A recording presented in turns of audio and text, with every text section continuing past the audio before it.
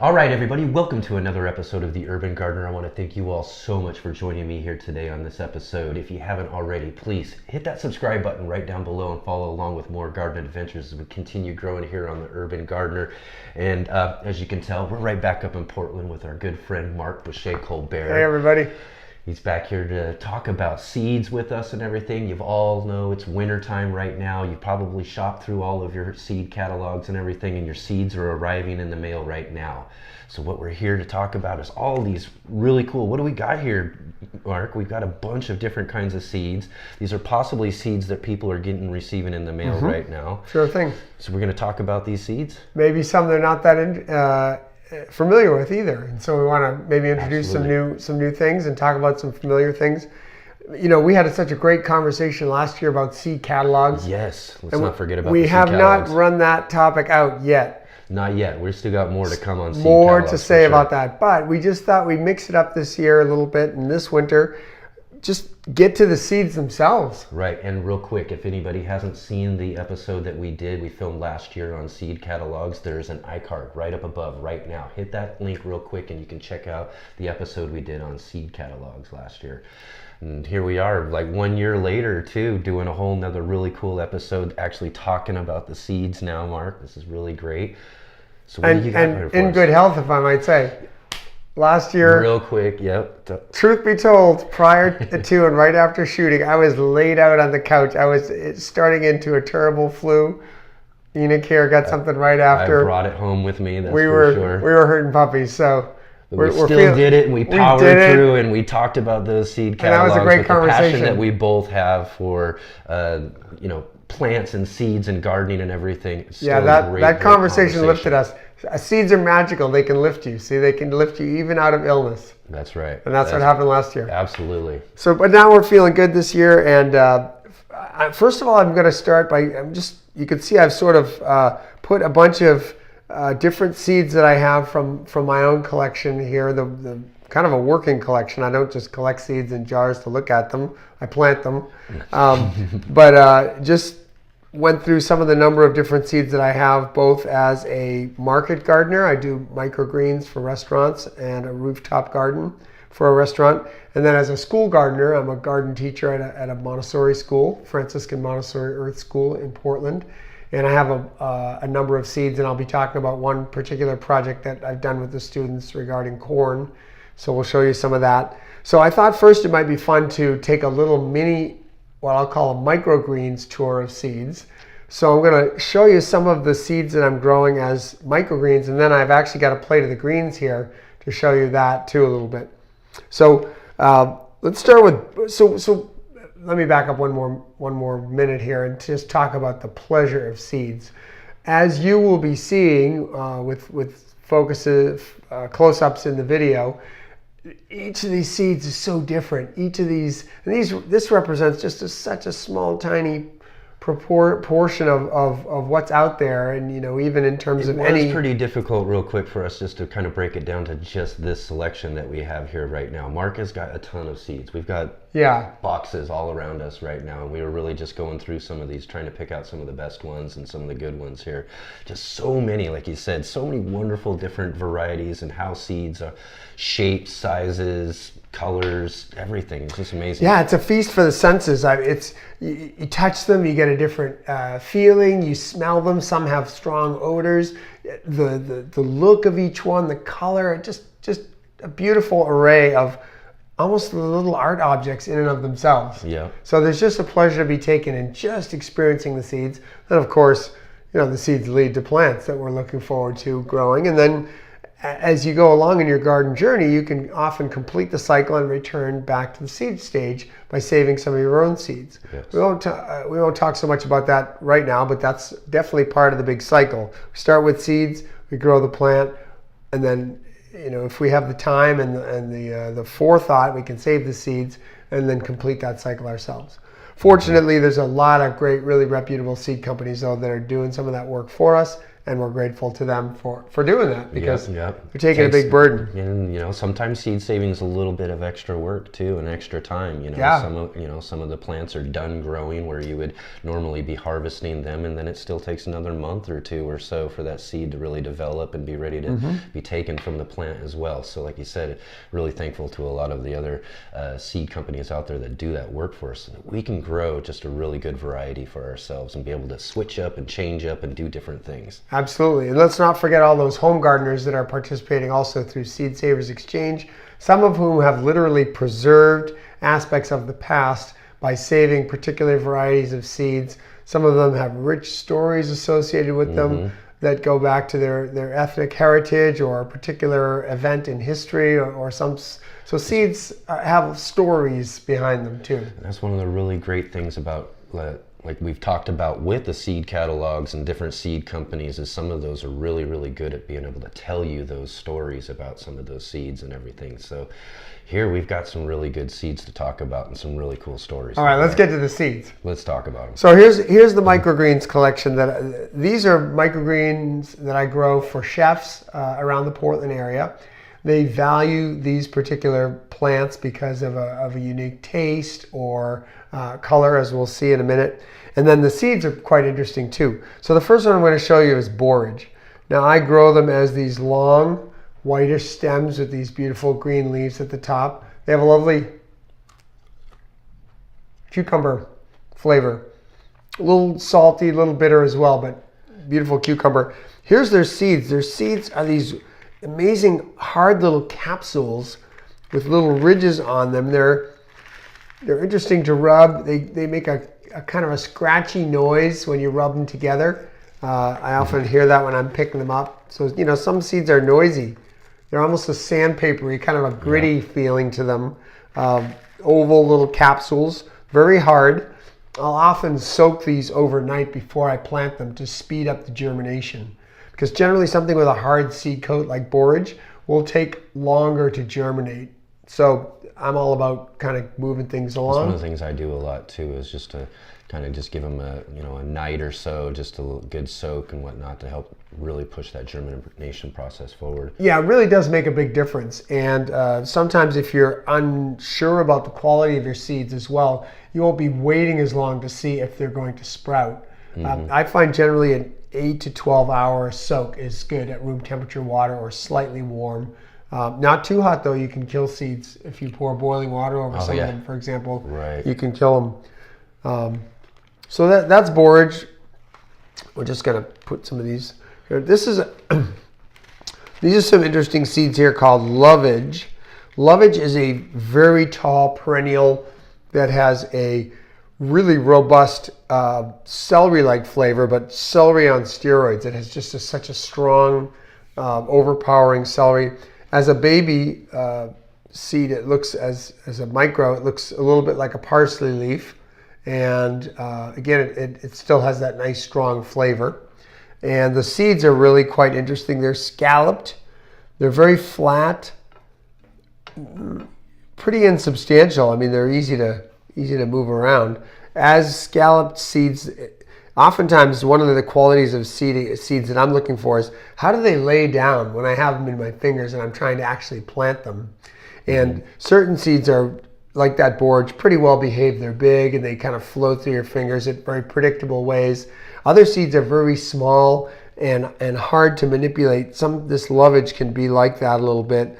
As I find with like lettuce or carrot seed, they're just they're either they're so tiny or right? I find that the scalloped shape of this lovage seed sort of can interfere with that. It's interesting to notice seeds from. Let's see if I can find my other. I've got a fennel seed here. Let me just look for it. Here it is. This is a great leaf fennel called Grossfruchtiger. Little German name, I'm probably mispronouncing it. But one thing to notice is the seeds look very similar. They both have that scalloped shape to them, and that's because they come from plants from the same botanical family, the Umbelliferae, those umbrella-like seed heads. So that's something interesting to notice. Sometimes you'll see resemblances between seeds, and that may signal a botanical link. Yeah. So there's something there. Yeah. Although, when you grow out these two plants, lovage and any kind of leaf fennel or bulbing fennel, they look quite different in terms of the plant and the greens. But the flowers will look similar. Excellent. Here I have a really beautiful seed called just the common sage.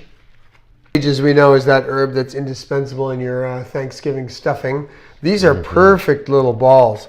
Perfect little black balls, just well behaved. They roll out between your fingers with just precision and regularity.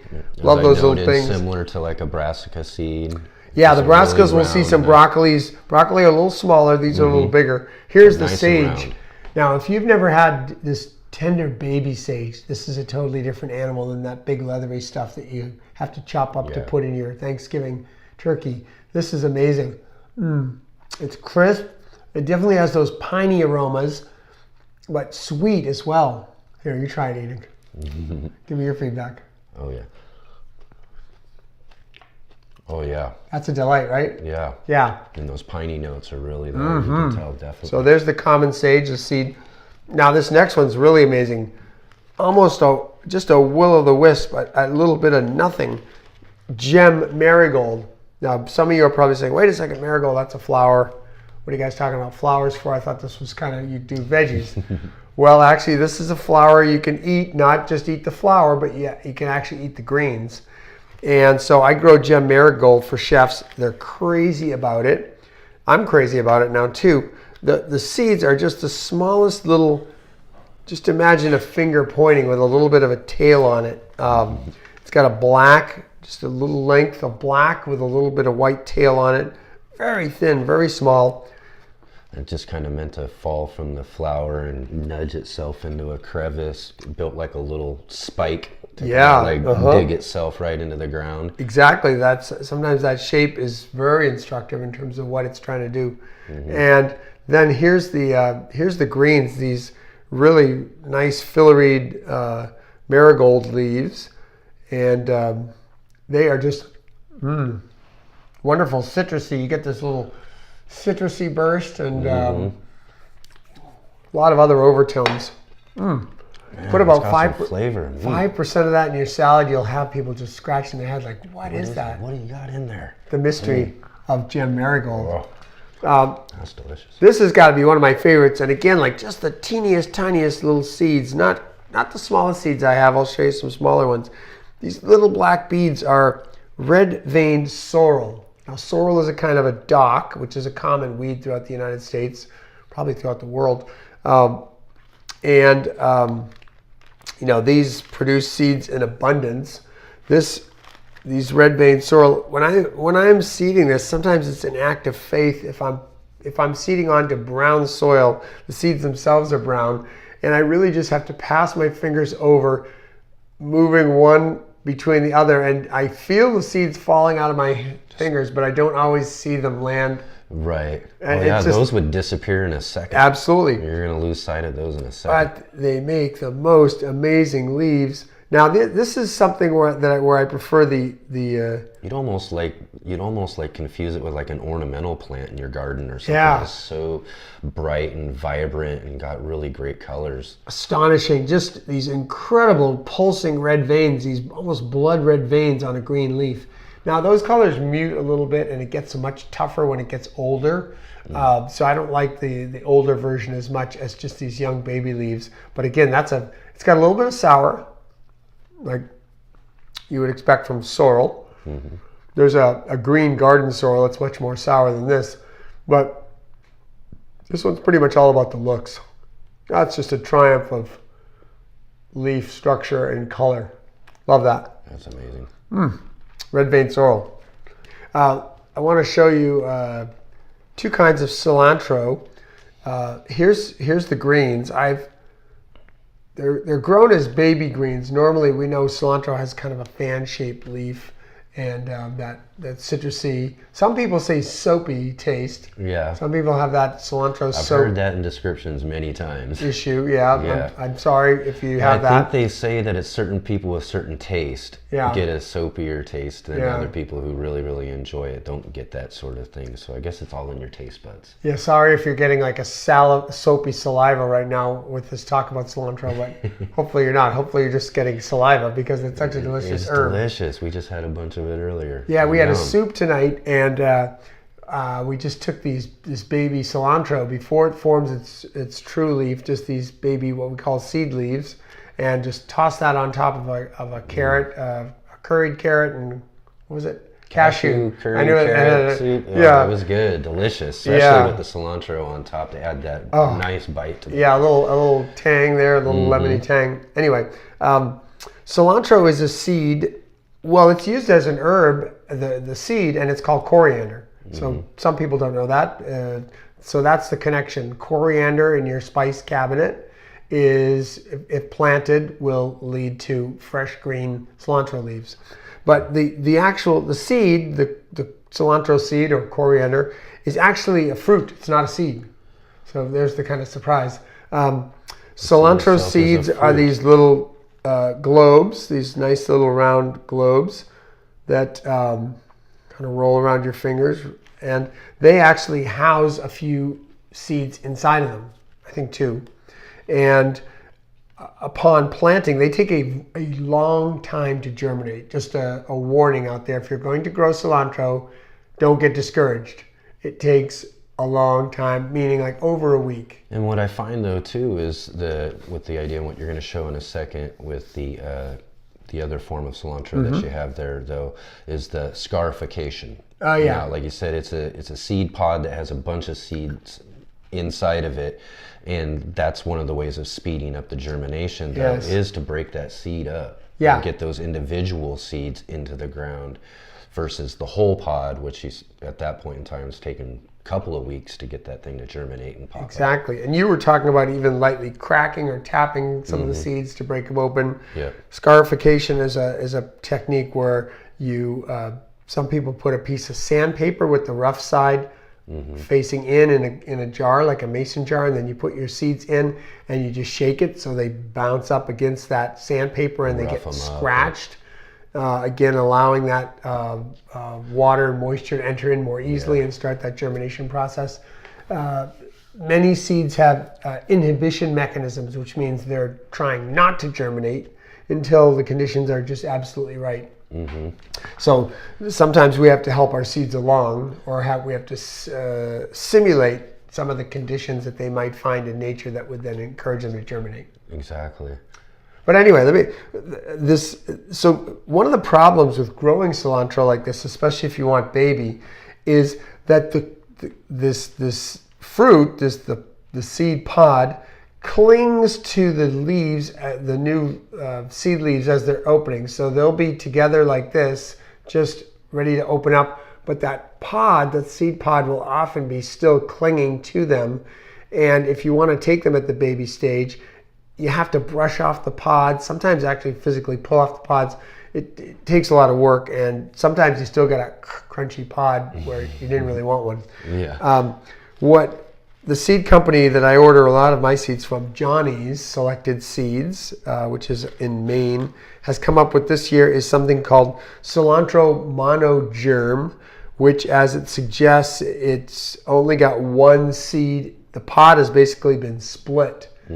I don't know how they did that. They've done it for you, and it's done quite well. Because they're like, as you can see there close up, that they're split like right in there. You can tell right in half. And now, instead of a round seed that rolls easily between your fingers for seeding, actually now you have something that's a little more flat and angular and doesn't move quite as easily, but now won't have that clinging pod issue as well. Right. Huh. So. Yep.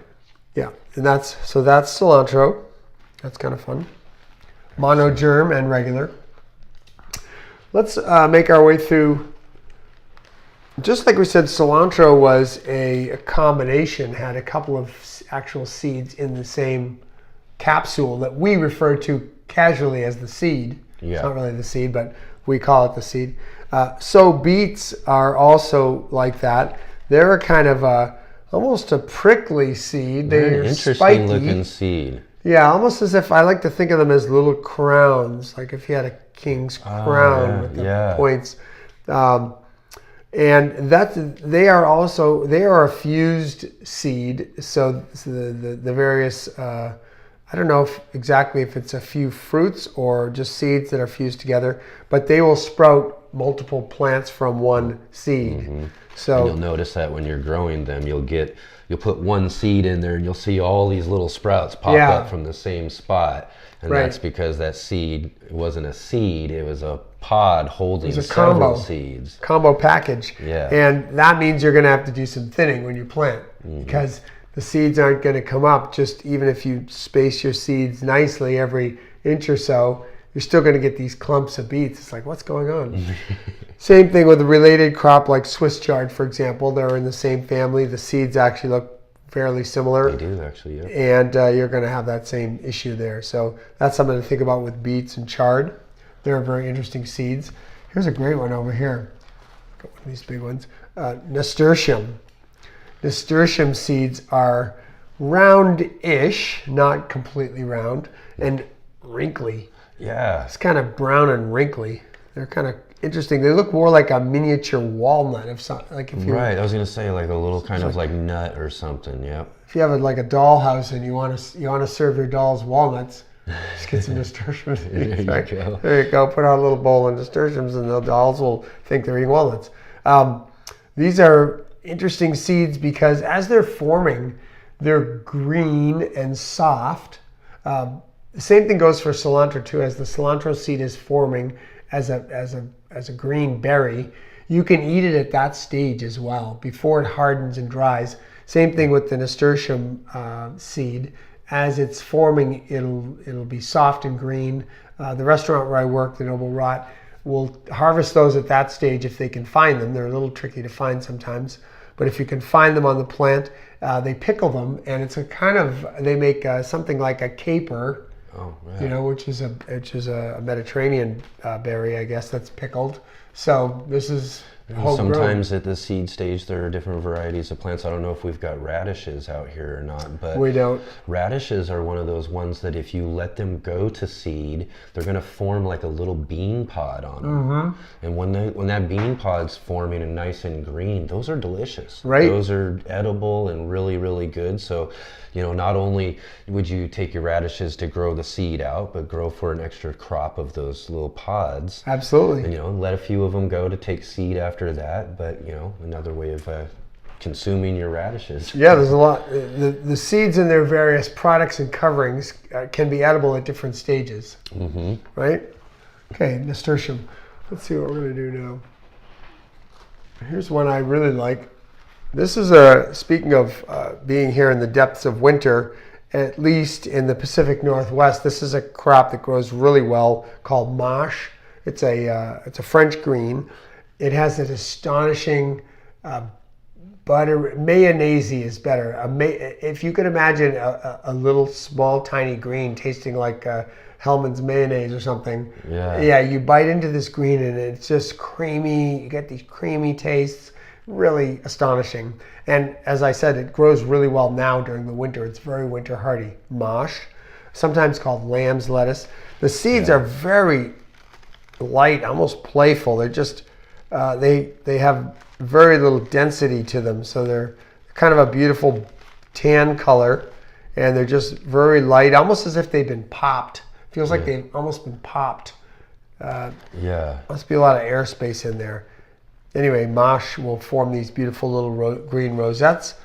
You have to plant them about August or September in order to get them to germinate and grow enough to be pretty substantial in the winter. But I grow them indoors now and can enjoy them year-round. Mâche. Mâche. Here's just these guys are just a beautiful chestnut color, Cressida cress. Cress is a really rapid growing, peppery kind of green, the kind that wakes up your nose. That's got some good, I've had some cress sends really good those flavor. The wafty kind of stuff up your nose, yeah. and a Cressida cress, this is like, if you want to have some quick success, this is like a 10 to 15 day crop. Yeah. Boom, put it in. Boom, it's up. It's ready to go. Boom, your nose is getting cleaned out. It's good to add. It's good to add with other greens, right? I don't think you'd want to eat a whole thing of cress all by itself. Right.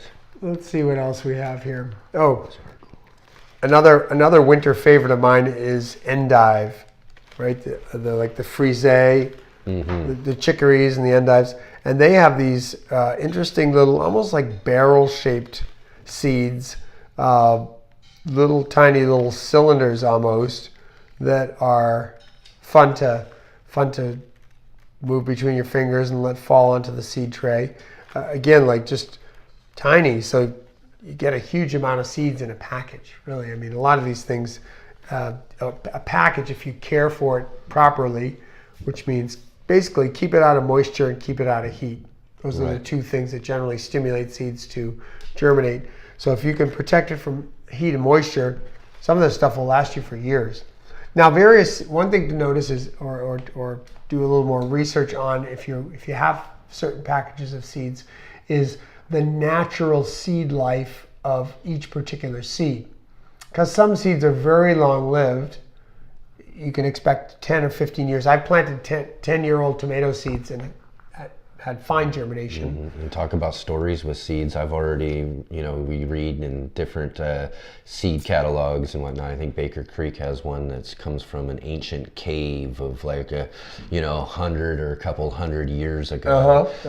Being stored in some little clay pot, and they find these in the back of a cave somewhere and grew them out. And you're talking about a couple of 100 years at that point in time. Well, again, like that's probably like one of those Hopi corns or something, where the conditions were just perfect. There was one also, a watermelon that they had found too, that was in the back of a cave as well, that they grew out from seed they found. And so that's one of the things too about seeds, they've got the expiration date, the use by or whatever that they put on packages, but that's not necessarily the true date. Right. You might not want to grow that certain type of plant this year because you grew it the year before or so, and then maybe it gets lost in your seed box, this sort of thing, and here it is 5 or 6 seasons later, and you're looking at it going, I don't know. Put it in the ground, give it a shot anyways, because I think what you're really looking at just maybe a drop in the percentage of how many of them are going to actually germinate. Right. Unless you've had really big cycles of humidity and heat. That would really like either stimulate the seed to grow, to begin to germinate, and then it dries out and dies. Those kind of things can happen. But yeah, you're going to lose a percentage every year, but there still will be some viable. I mean, there's variability. If you have 1,000 or 2,000 or 10,000 seeds, they're all individuals, and they're going to be slightly different, and so they will have some variability in their tolerance to some of these things.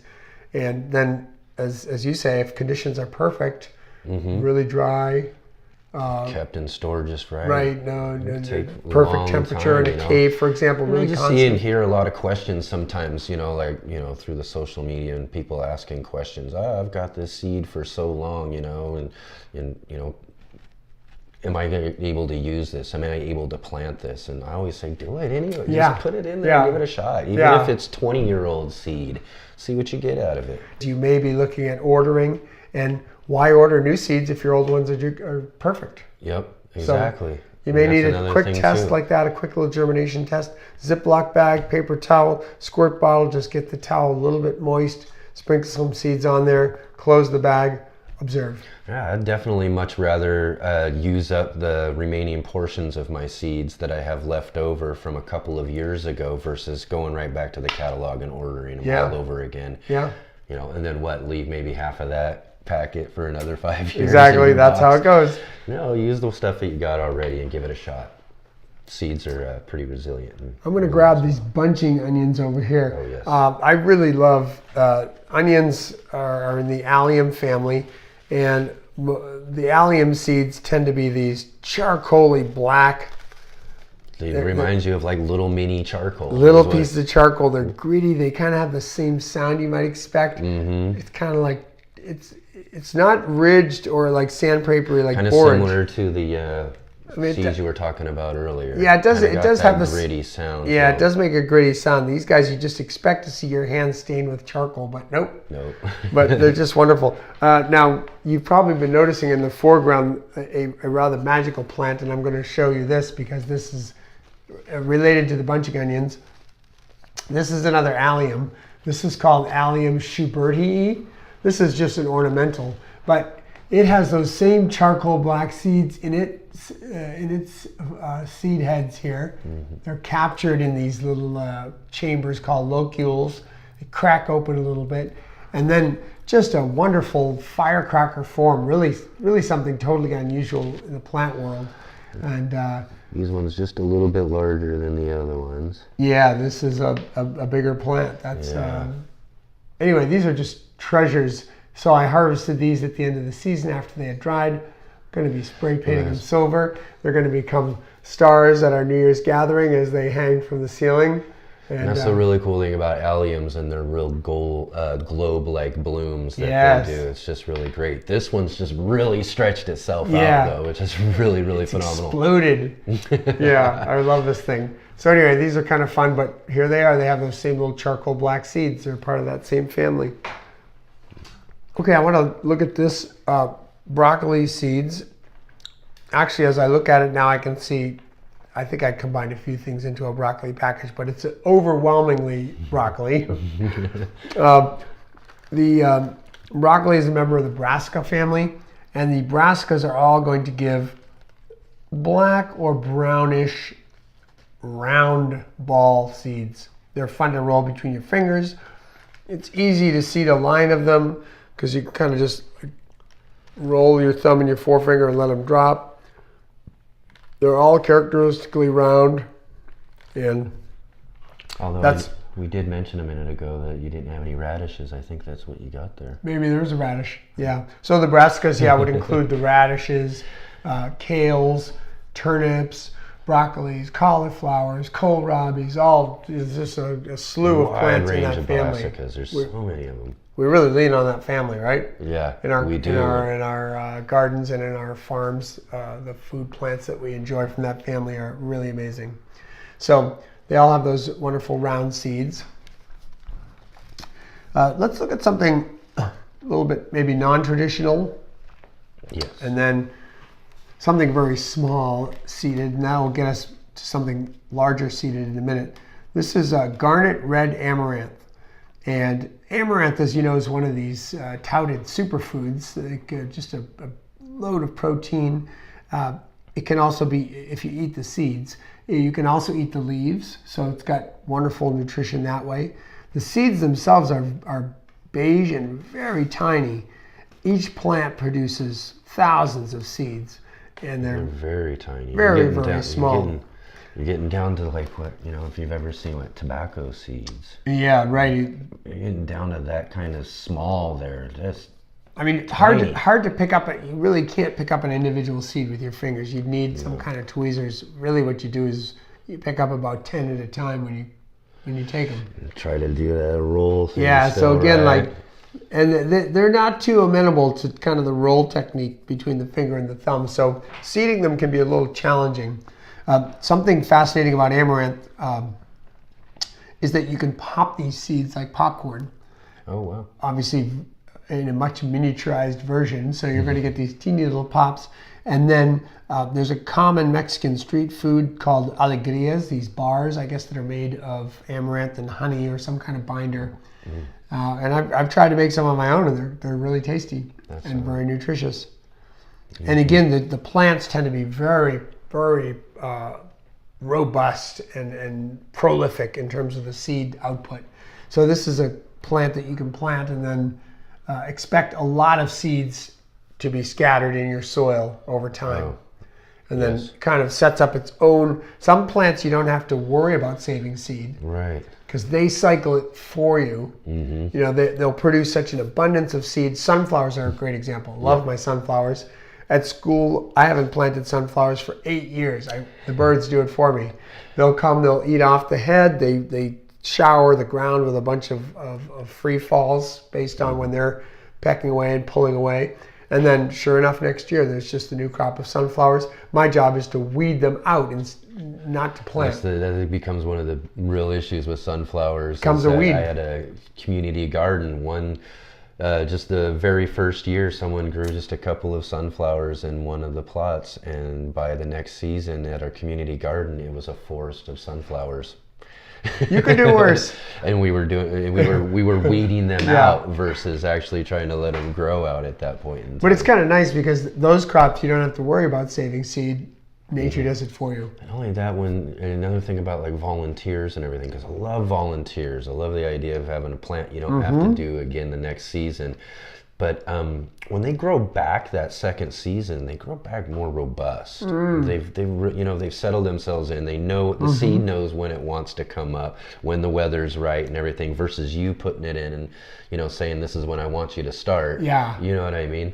And so when you're getting volunteers, you're getting a really stronger plant after that. I always find that volunteers have the better flavor, stronger plants. Yeah, it's interesting. Even a summer plant like tomato that we're encouraged to plant early. Plant as starts, or seed early in the seed room, and then pot up and such. Sometimes when the tomatoes go to seed, tomatoes rot and the seeds just stay in the soil. There'll be a tomato that sprouts up June or July, not in any particular hurry because the soil's temperature needs to be correct. But then that tomato races along and sometimes will produce fruit by the end of the season, which is always surprised by very the surprising. Volunteers, especially like I've got a whole section of tomato volunteers that I have, and they just, like I said, surprise me every single year the quality I'm getting out of the volunteers. Yeah.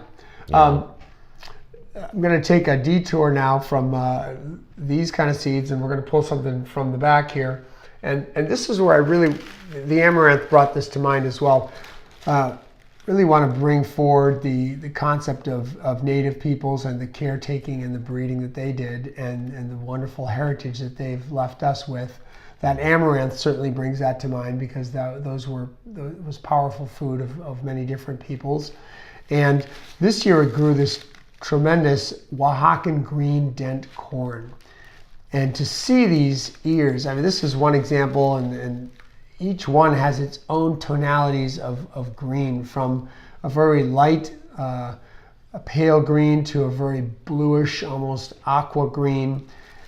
Just astonishing to hold in your hand and to look at. I can just see the wisdom of ancient peoples in this cob and all its seeds. And so we grew a wonderful row of this big, strong plants, 8 feet tall, 2 to 3 ears per plant, all full with seed. This is one of the 5 types of corn. This one's called dent corn because each of the seeds has a small dimple in it, or almost all of them do. When I say that to my students, if they notice just one, say that to a second grader, if they notice one seed without a dimple, they'll be like, no, this one doesn't. No, so it doesn't qualify. You're right, that one doesn't, but most of them have dimples in them. If you look at the seeds, most of them have that characteristic dimple that qualifies this as dent corn. And dent corn makes a wonderful grinding corn for flour. It's way too starchy to eat fresh. I mean, we tried it, we ate it. It was interesting, but it's not the kind of, you're not going to serve this to your 4th of July barbecue people. Right. You're going to blow it if you serve this boiled and served on a plate. This has made we made some wonderful corn nuts from this by pre-sprouting it for a couple of days, letting it swell up, and then toasting it in a little bit of oil in a skillet. Absolutely amazing snack, and again, delicious. But what I really want to show you here is tonight at our dinner we enjoyed a marvelous cornbread made from the flour we ground. Well, we didn't grind it. The students at my school ground it with just a simple hand mill that they purchased. It's got a kind of a metal hopper. It almost looks like one of those old meat grinders that you see at a butcher shop. It's got a metal hopper, but you're cranking, and it's got 2 plates that come together with ridges in them that grind the kernels. You have to work hard to separate these. Oh, there we go. the Yeah, kernels. So that'd be one of my questions though too with corn right here is, you know, the seeds. The whole cob being all seed there, when you're, do you cure this out? Do you let it dry on the stalk? Yeah, if you're saving for seed? Yeah, we let it field dry to quite a good hardness into October. Yeah. And then kind of for us, we have rains that start in October here in Portland, more or less. And so we kind of took it as long as we could and then harvested once the rains came. We have a boiler room at our school that's pretty warm. So then I put them out on some trays for a couple additional weeks in the boiler room just to dry them even further. And then they're marvelous. I mean, they're going to be hard. A Mexican colleague at school, though, did inform me that you can roast these in the ear at a soft stage, and it's savory. It's not sweet, right? But it's the kind of thing you'd want to put lime and salt on, and dig into. It's soft and it's delicious. It's starchy, but it's good. Wow. So there's different ways and different things you can do with this, and like for example, I had a Mexican colleague who grew up in rural Mexico, so she knew what to do with this. Yeah. This is kind of a food that they're very familiar with. They use all the time. They know all its multiple stages and ways of preparation. Yeah. So it was just fascinating to kind of tap into her wisdom. Maize. Again, as a reflection of ancient wisdom, and that brought us this amazing crop, this amazing variety. So, dry corn any kind of corn is wonderful to grow. Obviously, it takes a lot of soil nutrition and a lot of space and a lot of water. Right. So remember the grass family, and you have to be able to give it a lot of weeding, but the rewards are tremendous. So we had this finally my first year with my corn. I've been growing for a few seasons now around my gardens and stuff, and I finally for the first year got myself some really good corn. Sweet corn? Sweet corn, oh, yeah. Finally, I mean, I tried before, and the first couple of seasons I ended up with really heavy, starchy, just not right, because I was probably, like you said, not amending properly, not giving it the right amount of water that it's requiring. Like you said, think of it as a grass. It needs that sort of stuff, Yeah, the other I started treating it more like that, and I got really good quality corn. And when you say think about it as a grass, that's interesting too, because each seed is a product of fertilization from a tassel being fertilized by a pollen grain, and that pollen is wind-borne. Yeah, every little hair that you see on the tassel goes to one little kernel. Yes. So every little single hair has to be pollinated. And so to ensure a really good full ear like this, it's helpful to plant corn in blocks, because that wind pollination, as the wind blows around in different directions, you're getting pollen that drifts around through that whole block of corn, versus if you plant corn just in single lines without any other corn on either side of it, sometimes your chances of pollination are not as good, because the wind might be blowing one way or the other and blow that pollen away from the other tassels versus in and through. And kind of, you think of it though more as like you're trying to take advantage of the unwind period of time. So when those pollens are just kind of hanging out there, and they're all hanging out from all the different plants being so close together, creates kind of a pollen cloud. That's true. You know what I mean? And that's kind of what you're looking for, and then, like you said, the wind's going to blow one this way or one that way or anything. Let's talk about a couple other cool seed things. Oh, I did want to show you some lettuce here. Yes. Bring over my lettuce. And lettuce, again, is just a minuscule seed, a little teardrop shape, kind of an elongated teardrop. They're cute and pretty. They can be white, they can be black, brown, depending on the variety. And again, very hard to put down accurately, because they kind of fit together, and lettuce usually requires a lot of thinning, just because you're going to be putting down too many if you're doing it by hand. But here's a nice, neat little innovation.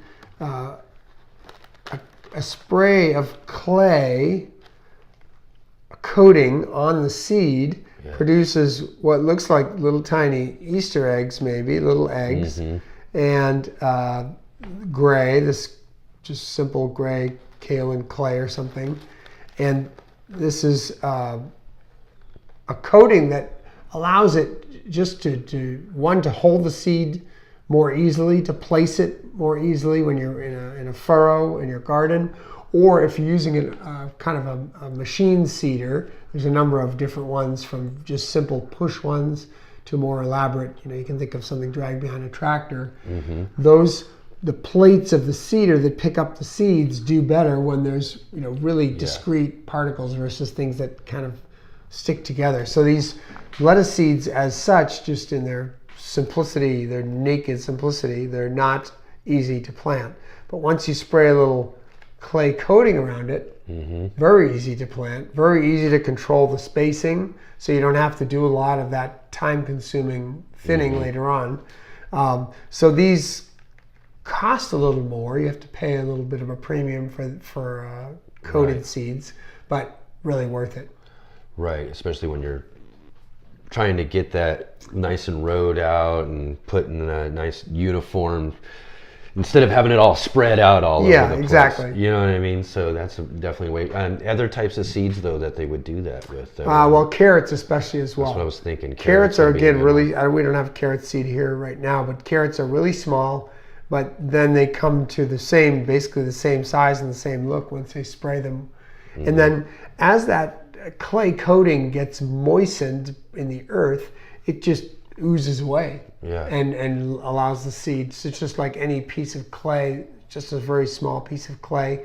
As soon as it comes into contact with water, it's going to kind of melt away, and the seed splits and starts its journey. Yeah, so that's a really great innovation if you're using any kind of mechanical seeder. If you have a bit of a bigger garden and you use some kind of a push seeder like an earthway, that's great for that. Or I even use it in my trays just because it allows me to do that precision seeding. I can pick up each seed very easily, place it where I want, and then I don't have to come back and thin later on. Yeah, the thinning. It takes time. Takes that. And then if you don't follow up with the thinning, you don't get the crop you want because there's competition there. Right, and How many crops have we lost from not thinning? Yep, exactly. Yeah, a lot. You get a lot of things, especially when it comes to like you said, these lettuce seeds and everything, and they just kind of bunch together, get together. You got them all coming up everywhere. I've got a couple of lettuce beds that are just wild, just crazy wild. I'd much rather have them on just a little bit more uniform and not compete with each other. So. And it's easier to weed too if you have nice straight rows and you can kind of get in there. Here's some sweet Thai basil seed. Obviously, basil's a perennial favorite, even though it's an annual. It's a perennial favorite. Yeah. How's that for a pun? But terrible, right? One of my students looked at me the other day. She goes, "You must be a dad. Just the quality of the jokes that I tell." Nailed. Anyway, basil seed is... You pegged me. Yeah, pretty small, black. Depending on the variety, maybe a little bigger, like the Genovese and Italian types are bigger than the Thai basil seed. Again, just a plethora of basils: lemon, cinnamon, the various purple basils. You can get some with ruffles, straight leaf, Italian large leaf, all kinds of great stuff. We all love basil. Now, I've just been discovering this, and Enoch, you discovered it also independently. I did, yes, that's interesting. Basil goes to frog eggs as soon as you put water. And literally right before your eyes. They just soak up the water, and for as tiny as the seeds are, they're blowing up to a pretty good size, even though it's small. Right.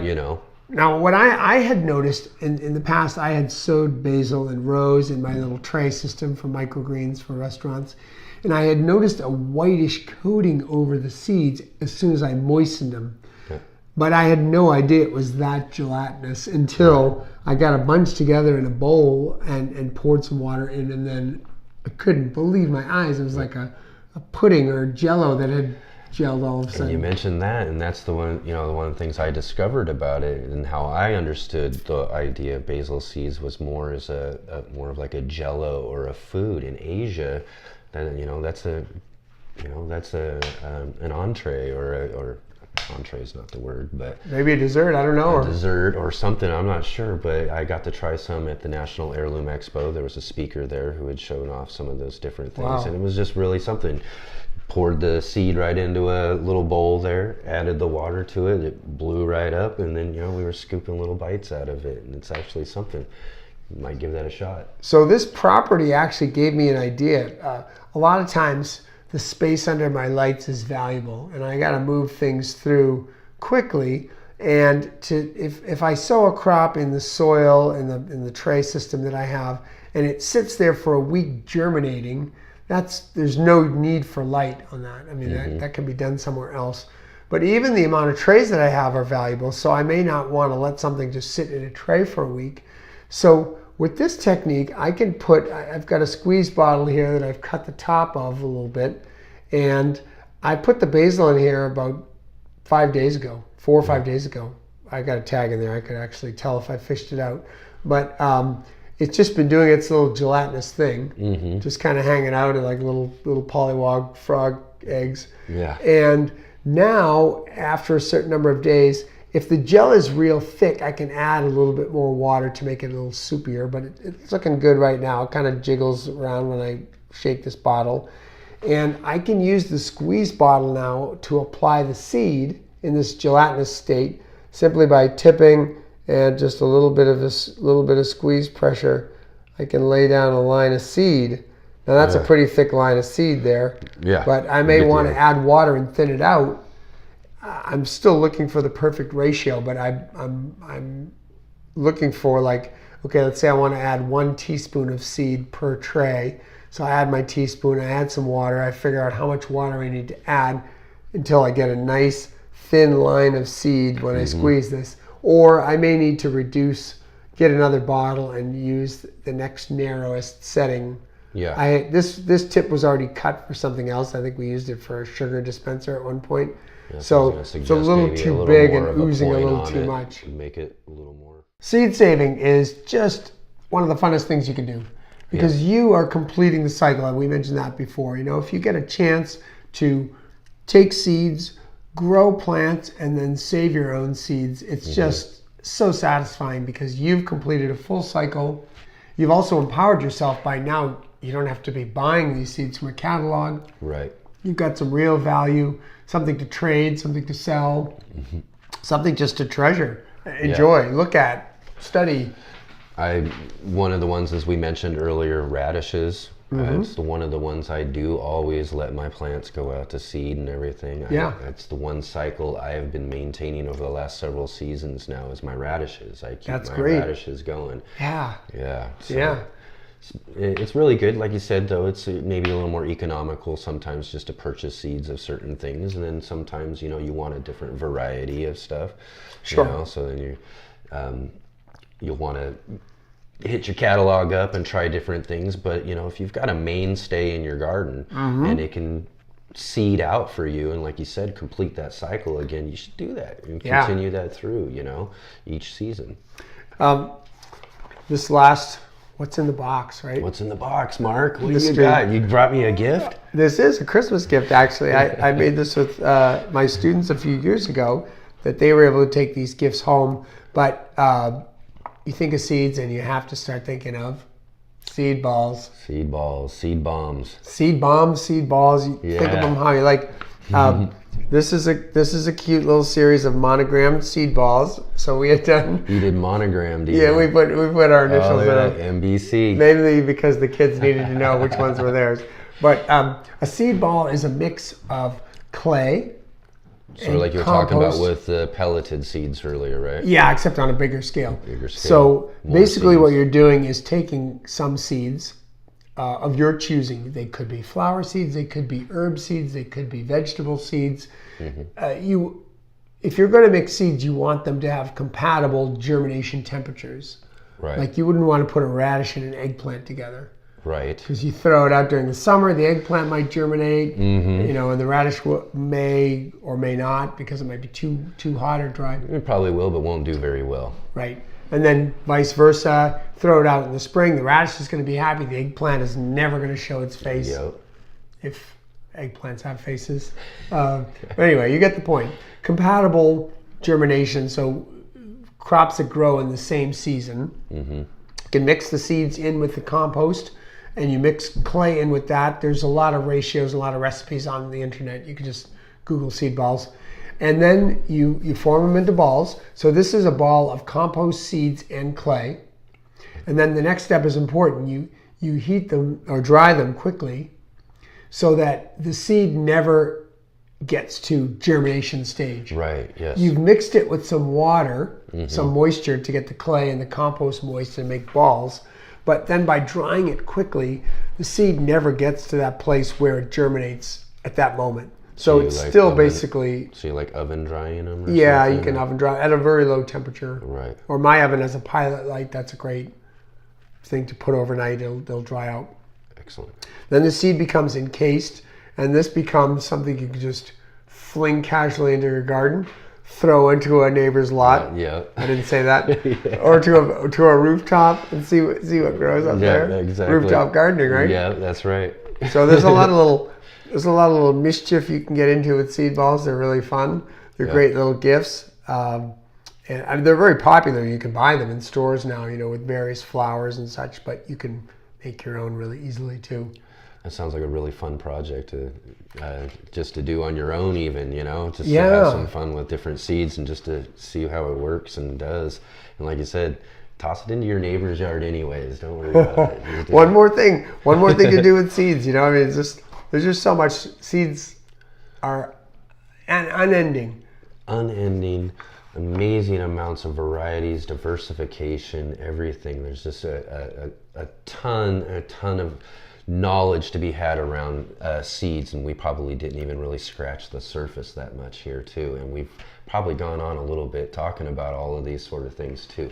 It's just really a bunch of amazing information about this sort of stuff, and who better to have here to give us this information than having Marc Bouchert-Colbert with us again. It's been a pleasure, my pleasure. Really. So I'm telling you right now, give this video a big thumbs up for Marc. As always, he's just a plethora of just genuine garden information, and it's just been wonderful to have you here again, Marc. Thank you. Great conversation. Thank you so much. Really appreciate it having me here over for dinner and everything. Cornbread. Wonderful cornbread and curry and all of that.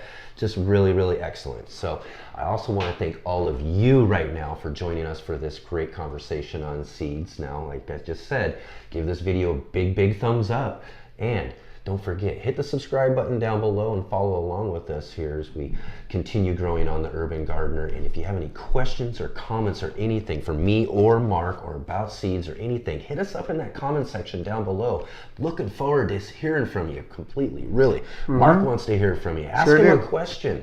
So we'll hear from you right down below in the comments. And I'll thank you all again for joining us here today. We'll see you all again on the very next episode.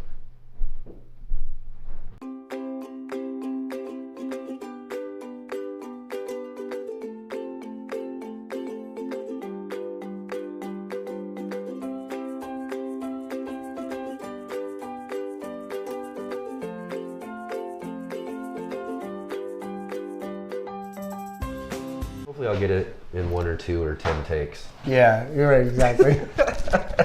We're all set up. You're ready to roll. Am